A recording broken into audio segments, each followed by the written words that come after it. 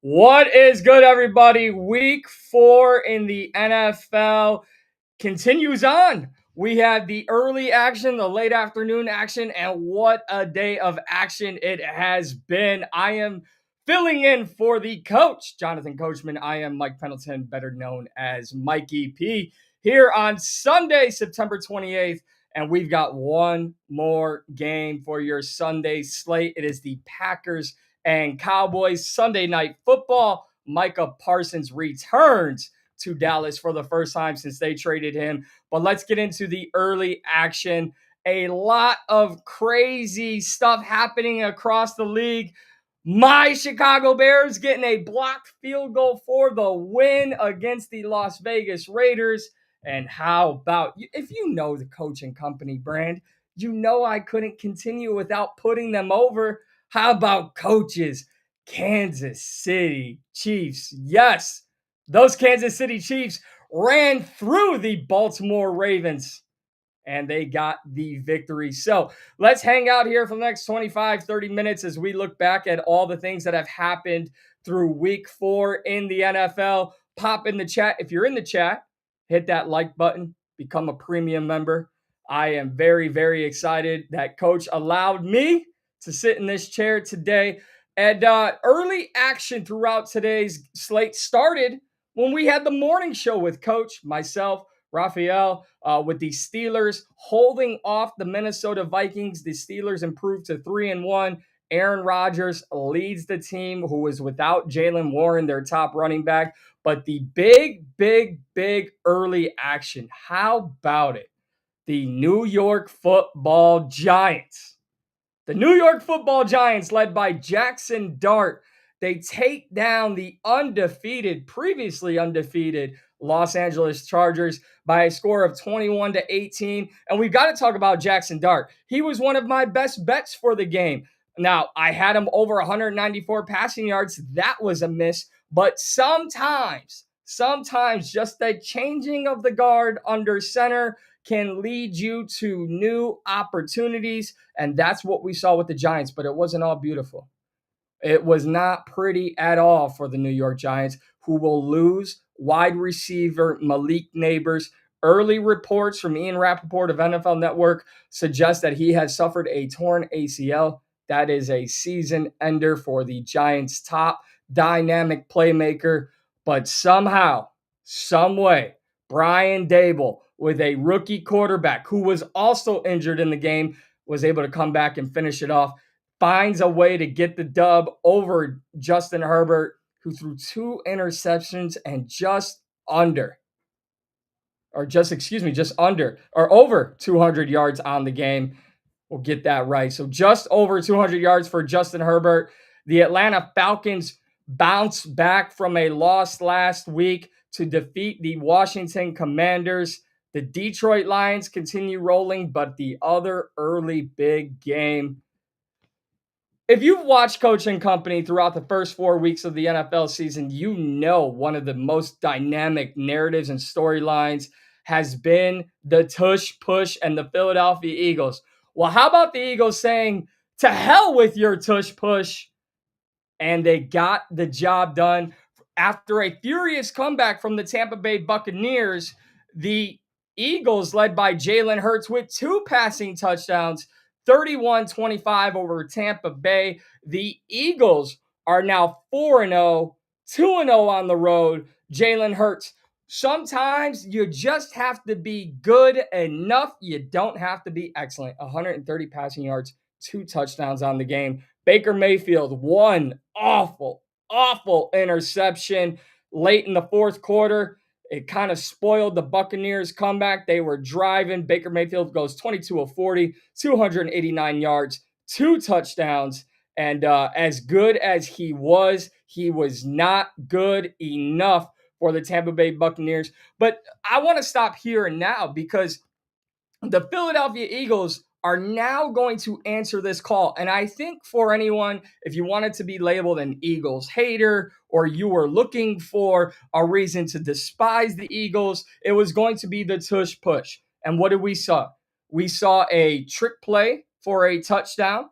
And then we saw a fake tush push to Saquon Barkley. Instead of going with the tush push, they hand it off to Barkley, who scores a rushing touchdown. And this is what we wanted to see. For anti-Eagle fans, for anti-tush push fans, this is what we wanted. We didn't want to just sit back and watch the Eagles do a play that teams are voting on to be banned in the coming seasons of the NFL. We wanted to see the Eagles maybe utilize a different way to present the tush push and capitalize on the formation of the tush push.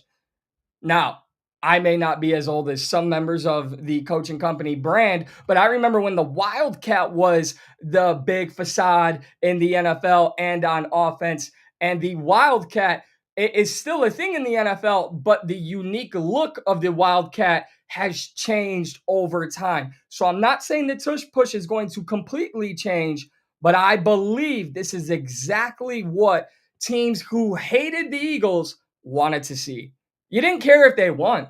You wanted them to stop winning this way. And Baker Mayfield, well, unfortunately, he did his best to hand this game over to the Eagles defense. And he did just that, like I said, with a late fourth quarter interception. The Buccaneers lose at home. It's their first loss. And we had a few of those. We had a few first losses that we will talk about. Again, I am Mike Pendleton, best known as Mikey P, here on the Coach and Company YouTube page, the Coach and Company brand. If you haven't already, make sure to like this video, become a premium member, and subscribe. Hit that alert notification button and keep up with all things Coach and Company right here on our brand. All right, so looking at earlier games across the NFL, the Houston Texans finally put up some points. Who would have known that all they needed to do was play the Tennessee Titans, who are now 0-4 with rookie quarterback Cam Ward.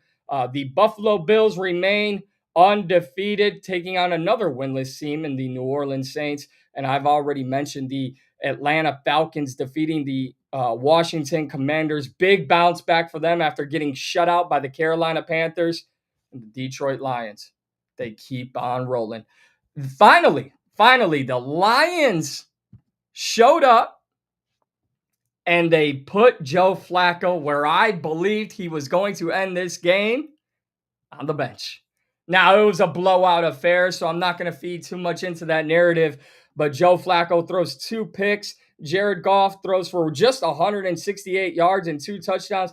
You know, this is a narrative that if you are one of the loyal members of the Coach and Company brand, you've heard us talk about through the first 4 weeks of the season.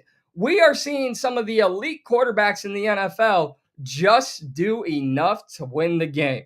And I see the chat is popping. I appreciate everyone. Marky Model, the chat queen, Kimberly, Kevin Walls. I see all of you jumping in the chat. And I thank you for hanging out with me tonight as I fill in for the coach. And it's just me. It's a Mikey P solo ride. But Marky Model, I am sorry. But when I talk about quarterbacks just doing enough, Jackson Dart did just that against the Los Angeles Chargers. Jared Goff did that against the Browns. And Jalen Hurts did that against the Tampa Bay Buccaneers. I think there's a lot to be said there for these teams who are led by quarterbacks that they don't care about their stats. At the end of the day, the most important stat is what goes in that win and loss record. And we're starting to see that more and more as the weeks go on throughout the NFL season. What was your big play of the day? Did you cash a big ticket? Did you hit a big parlay? Did you follow any of my picks or any of our best bets? I believe yours truly went 3-1. I'm not here to brag. I'm just here to talk. Ladies and gentlemen. Let's go to the late afternoon games. We had thrillers galore, except in Kansas City. About 2.5 hours from where I sit in Southwest Missouri, the Kansas City Chiefs, you had to have it. You absolutely had to have it. And what a punch in the mouth they delivered to the Baltimore Ravens. Now you look around the AFC North and you wonder, do the Ravens have a chance? This is a serious question, and I mean this. I may get dragged for this, but this is a real question. Depending on what they can do on Monday Night Football against the Denver Broncos, we may really have to have a conversation, or a debate rather, about who's going to be better off. Lamar Jackson and the Ravens at 1-3, or the Jake Browning-led Cincinnati Bengals. It doesn't mean either of them will be good, but could the Ravens be as bad as the Bengals with a backup quarterback? That's the question. Because right now you have the Ravens blowing multiple leads, and they didn't even show up. They didn't even board the plane. Looking at the box score for Lamar Jackson, he suffered a hamstring injury, 147 yards passing, 1 touchdown, 1 interception. And where is he? What do you call a king who's lost his crown? Do you call him a prince, or do you call him a peasant?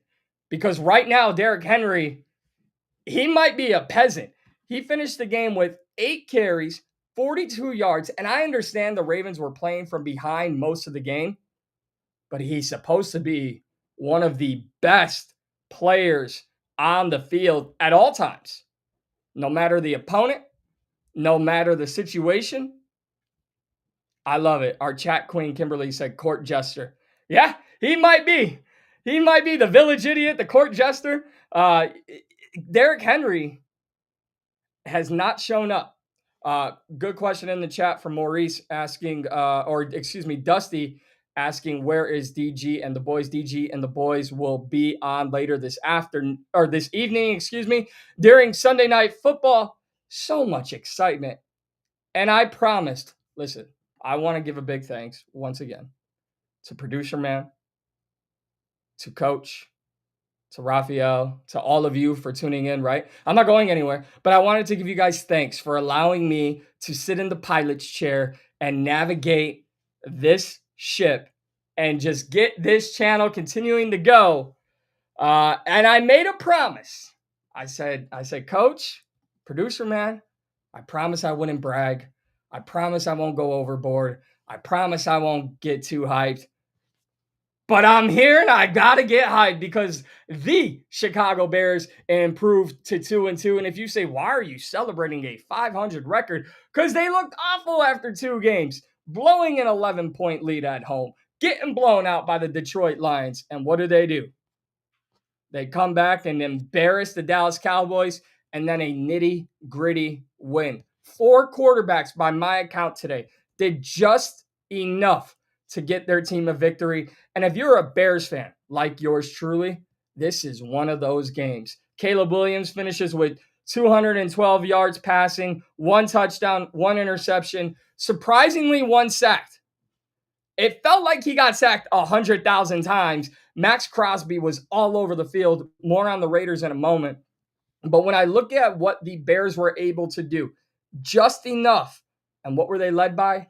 Their defense. Safety, Kevin Byard, 2 interceptions. Tyreek Stevenson, another week of a turnover. This guy was torched throughout the Chicago Bears defense for the first 2 games of the season, and he's come back and bounced back in a huge way with them down in the secondary. So tip of the cap to Tyreek Stevenson there.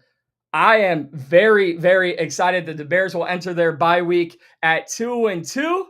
The Monday night grind will see the Bears return in 2 weeks when they take on the Commanders. Remember, special alert, double header, early start time, 15 minutes early, 6:45 Eastern time on the Coaching Company YouTube page. Make sure, once again, hit the alert button as we've got everybody's favorite barn burner, the Jets and the Dolphins in the early Monday night game, the Bengals and the Broncos on the late Monday night game. We're going to talk about that on the Monday night grind, but let's continue on with these late Sunday afternoon. Another undefeated team goes down as the Los Angeles Rams and Matthew Stafford. Have you found the fountain of youth? What are you doing? 375 yards against the Indianapolis Colts. 3 touchdowns, no interceptions. Matthew Stafford looking like the former number 1 overall pick that he is, and doing so, getting an 80-yard touchdown to 2-2 Atwell. How do you win a game? You throw it to the guy in the 2-2. An 88-yard touchdown catch as the Rams rally back against the Colts. Listen, the Colts are still a very good team, and the Texans still look very bad. For anyone looking at the division standings right now, and you look at what the Texans did, you go, wow, the Texans beat the Titans. That's great. That's fantastic. The Titans are awful. So don't take what I would say this. It's very similar to how I would look at the Chargers. The Chargers lost to the Giants. That's one game. It's just one game, right? Everyone's got to get a little bit of luck. So I am not investing much into the Texans win over the Tennessee Titans, but I am investing a lot in the Colts losing to the Rams. You've heard the coach say it several thousand times on this channel. Sometimes you win even when you lose. And I think that's the story for the Indianapolis Colts. Daniel Jones, well, a little Danny Dimes in the East Coast. We see Daniel Jones, 262 yards, 1 touchdown, 2 interceptions. And again, that Colts defense collapsed late, or did the Rams offense just show up right on time? And then another, what I believe is probably one of the bigger upsets of this Sunday afternoon slate of games is the Jacksonville Jaguars with Brock Purdy back for the San Francisco 49ers. And they tried to come on strong late, but the 49ers are beaten by the Jacksonville Jaguars, the 3-1 Jacksonville Jaguars. Who would have thought? Who would have thought the Jaguars and the Colts tied for first in the AFC South? Little interesting. Might be, which quarterback do you trust moving forward in that division? Trevor Lawrence or Daniel Jones? So things cooking up there in Duval. 26-21. They use a 17-point second quarter to defeat the San Francisco 49ers. Brock Purdy in his return, over 300 yards passing, 2 touchdowns, 2 interceptions. And listen, guys, I had a lot on my plate. I had the Bears game. I had to work. I had the morning show. And I had all this research to get ready for you guys tonight before we talk about this Sunday night game for about the next 15 minutes or so.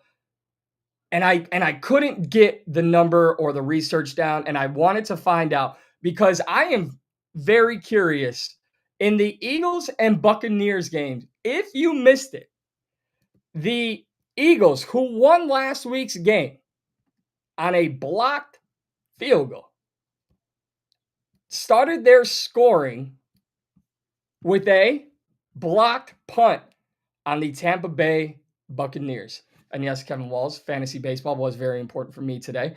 But I'm very curious, the last time a team ended a game with a blocked special teams touchdown and then started their next game with a blocked special teams touchdown, I've got to assume it's beyond a rarity in the NFL. So you got to give Eagles credit for showing up on special teams. We are now seeing more than ever, especially over the last 2 weeks, that special teams is going to be as equally important as your offense, as your defense. And finally, right?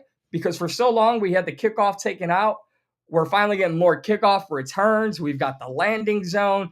So we're starting to see special teams matter just a bit more in today's NFL, and I'm here for it. Because as much as they deliver bad beats, show me that ticket.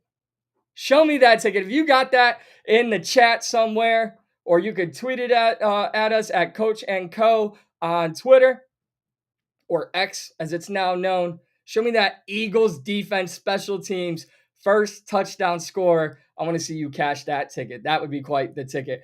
For those asking, and it's only Kevin Walls, did I win fantasy baseball? I did. But that's neither here or there.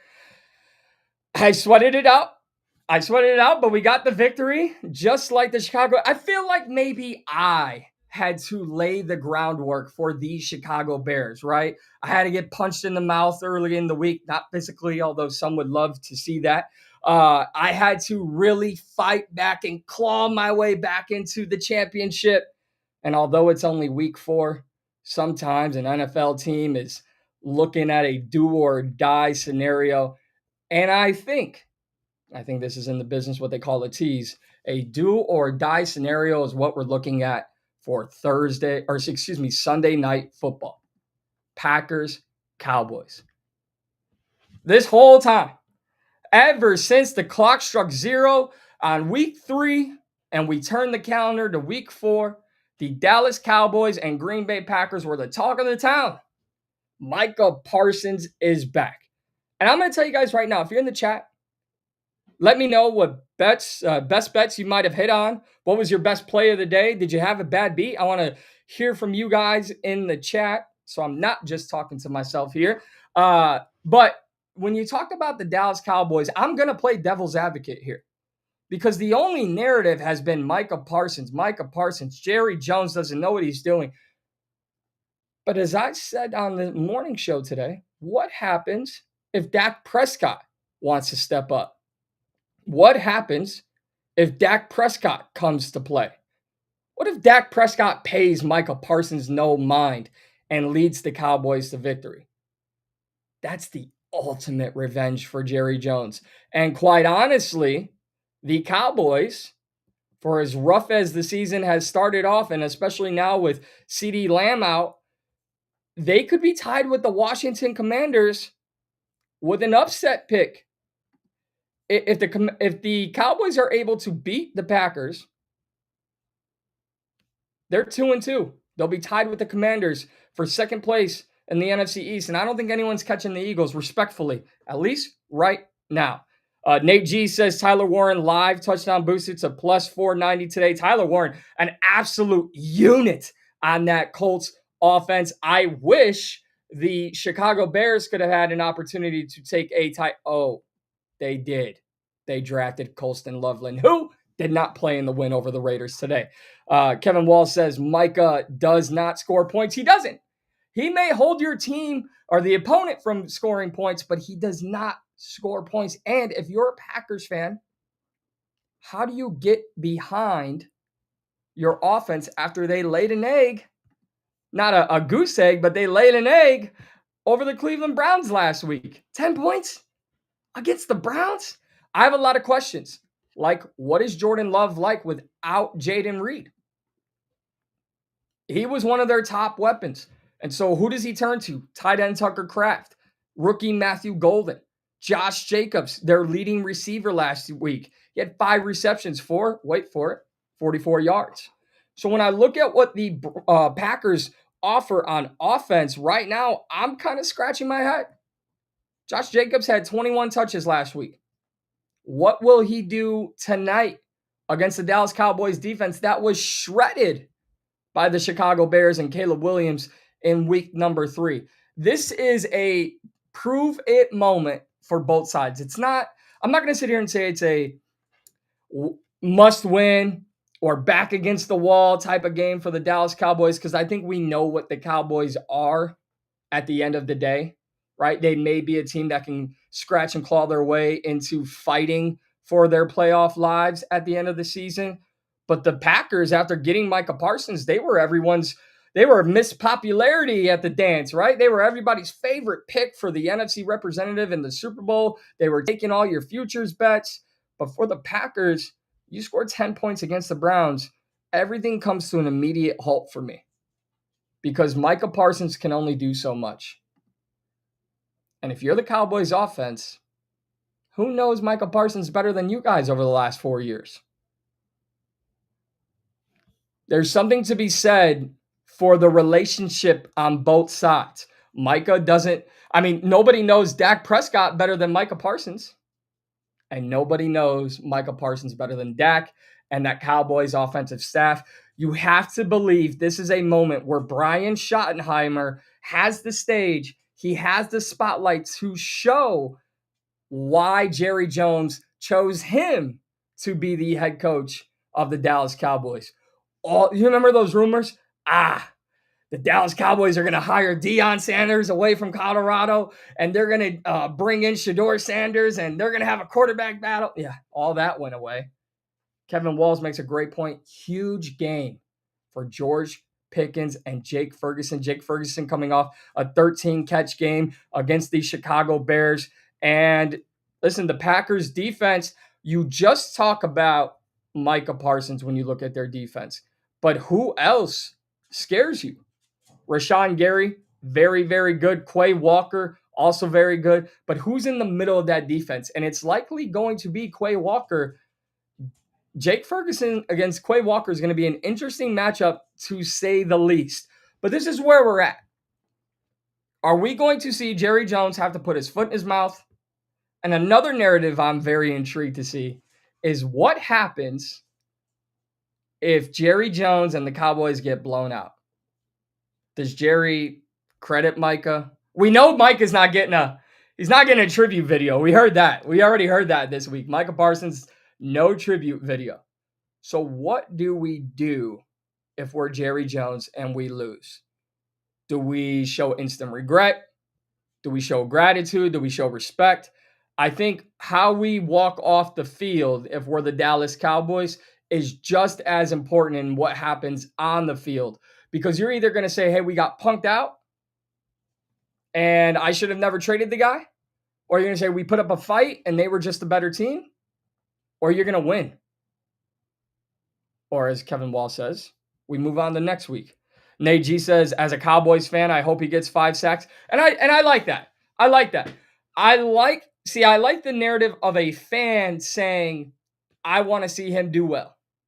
But what I do not like is Micah Parsons saying, it's going to be painful.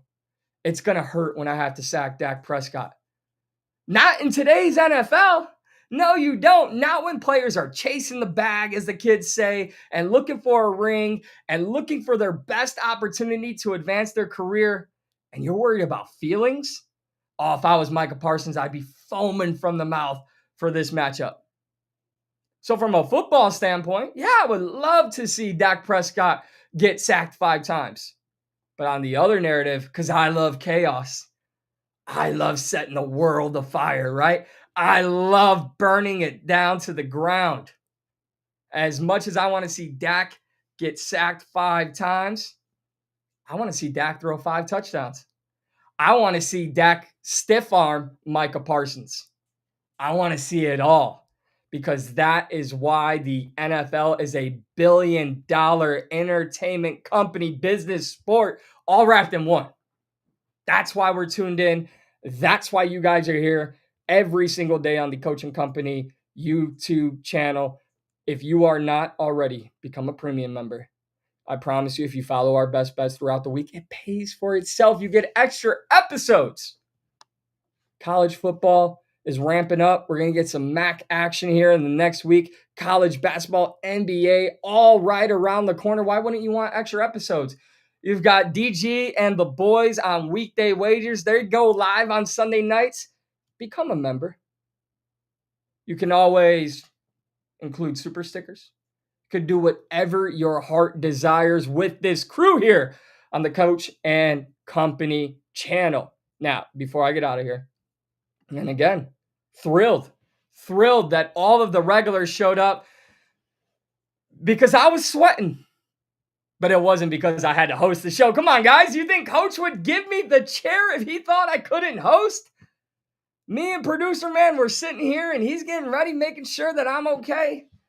Clinched the fantasy baseball championship. I went ahead and got a Bears victory. I mean, how much better could it get? How much better can it get? I love this. Kevin Walls, I don't want to play favorites, but Kevin, I love this comment from you. You're not tackling your mom, in reference to Micah Parsons bringing down Dak Prescott. I absolutely love it. I absolutely love it. Kevin, thank you for that. Producer man just gifted out memberships, multiple memberships going out there. Kevin Walls with a super sticker. I appreciate that. Respect is earned. So anything with respect means everything to me. I am a Office nerd, if you're a fan of the old show, The Office. So RESPCT, as Michael Scott would say. Guys, this has been an absolute blast. Well, we are 15 minutes from kickoff, or 20 minutes from kickoff. So I don't want to take up any more of your time. But here's what I want to do. I want to tell you guys to go ahead and become a member. Hopefully you were graced by producer man. If not, we have plenty of amazing members, and I will just call them family, the Coach and Company family, who will gift out memberships so you could be next. Join us every single day on Stadium, Bally Sports Live, Amazon Prime, YouTube TV, on our YouTube channel, wherever you can find us for Coach and Company, 10 a.m. Eastern. Don't forget, before you do that, tonight, DG and the boys going live from Weekday Wagers, the Weekday Wagers crew, bringing you some Sunday night action to put a bow on it all. So you will have DG and the guys for Sunday night football, little live betting. I wonder what the over-under is on Jerry Jones camera takes. And for off-camera purposes, we're not taking any prop bets on take a shot if Micah Parsons being traded is brought up on the Sunday night broadcast. If you do, let me know how that goes. Thank you, everyone. Thank you, producer man. Thank you to all who tuned in. And we will see you tonight with the Weekday Wagers crew. But most importantly, a loaded week yet again on the Coach and Company YouTube page, the BTT Studios YouTube page. Become a premium member, because why wouldn't you? For producer man, I am Mikey P, the one and only Mikey P. We will see you guys next time right here on Coach and Company.